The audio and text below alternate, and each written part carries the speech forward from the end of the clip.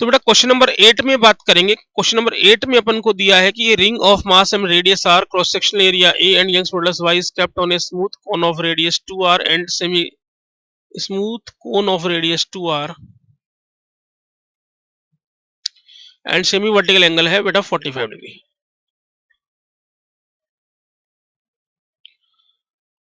और यहाँ पर अपन देखेंगे ये इस तरह से अपने रिंग फंसा रखी है। तो assume that the extension in the ring is small, the tension in the ring will be same throughout। तो ऑब्वियसली ये सारी चीजें अपन को बतानी है। तो अपन को बेटा ये समझ में आना चाहिए यहाँ पर ये रिंग जो फंसी हुई है इस पे एक नॉर्मल लग रहा होगा ऐसे, ठीक है। और इसका एक कंपोनेंट अगर अपन ध्यान से देखेंगे तो ये 45 ही होगा, ये n cos 45 होगा, ठीक है।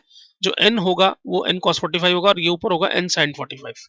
अगर मैं इसका एक छोटा सा टुकड़ा ले लूं जिसको मैं मतलब साइड व्यू में तुम्हें अगर ऐसे दिख रहा है कि यहाँ पर मैंने एक छोटा सा ये वाला टुकड़ा लिया है जिसका ये एंगल डी थीटा है, इसका मास है डीएम, ठीक है। और इस छोटे से पे नॉर्मल भी डीएन ही लग रहा है बेटा, ये सारी छोटे छोटे डीएन साइन थीटा है, ये डीएन कॉस थीटा है, इस पे नीचे लग रहा होगा डीएम जी। तो अपन ये देख सकते हैं कि डीएन साइन थीटा तो बराबर हो जाएगा बेटा किसके, डीएम जी के, जिसको अपन लिख लेंगे बाद में। और जो डीएन कॉस थीटा होगा वो हो जाएगा बेटा, बोलो।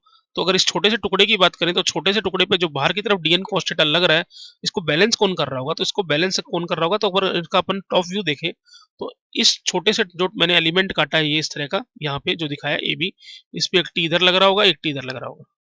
और सेंटर पे ये एंगल अगर मान लो डी थीटा सबटेंड कर रहा है छोटा सा एंगल, तो ये छोटा सा डी थीटा बाई 2 होगा, ये भी छोटा सा डी थीटा बाई 2 होगा, जिसका नीचे की तरफ कंपोनेंट आएगा T sine d theta by 2, इसका भी इधर की तरफ कंपोनेंट आएगा T sine d theta by 2।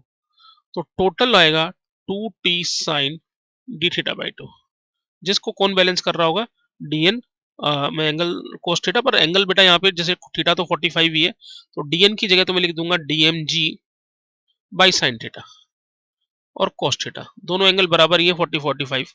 और ये आ जाएगा कितना बेटा बोलो यहाँ से 2t sign d theta by 2, ठीक है।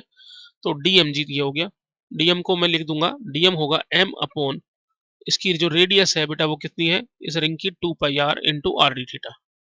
और 2t डी थीटा बहुत छोटा है तो D theta by 2, D theta से डी थीटा कैंसिल हो जाएगा, 2 से 2 कैंसिल, आर से आर कैंसिल, तो t अपने पास निकल के आ गया mg अपॉन 2 पाई, ये अपने पास t आ गया बेटा mg अपॉन 2 पाई के बराबर। क्लियर है। तो जो टेंशन होगी in the ring will be the same through out, ये ऑप्शन तो बेटा सही होना चाहिए, टेंशन तो ऑब्वियसली सेम ही होगी क्योंकि हर जगह सिमेट्रिक है। और tension in the ring will be independent of radius of the ring, radius of the ring is less than 2r। तो radius in the ring will be if radius is 2r से कम, नहीं बेटा ये तो r पे depend ही नहीं कर रहा, तो r पे डिपेंड नहीं कर रहा तो इसका मतलब क्या होगा बेटा कि बी ऑप्शन सही है, ठीक है। अब इसके बाद अपन बात करेंगे इसके बाद कि एक्सटेंशन निकालने को बोला है, तो टेंशन आ गई, टेंशन आने के बाद एक्सटेंशन तो डेल्टा एल बाई एल क्या होता है बेटा बोलो, delta L Y delta L by L, oh sorry F by A equal to Y delta L by L. तो एफ की जगह लिख देंगे एम जी बाई 2 पाई और ए की जगह अपन लिख देंगे कितना बेटा बोलो, क्रॉस सेक्शन एरिया।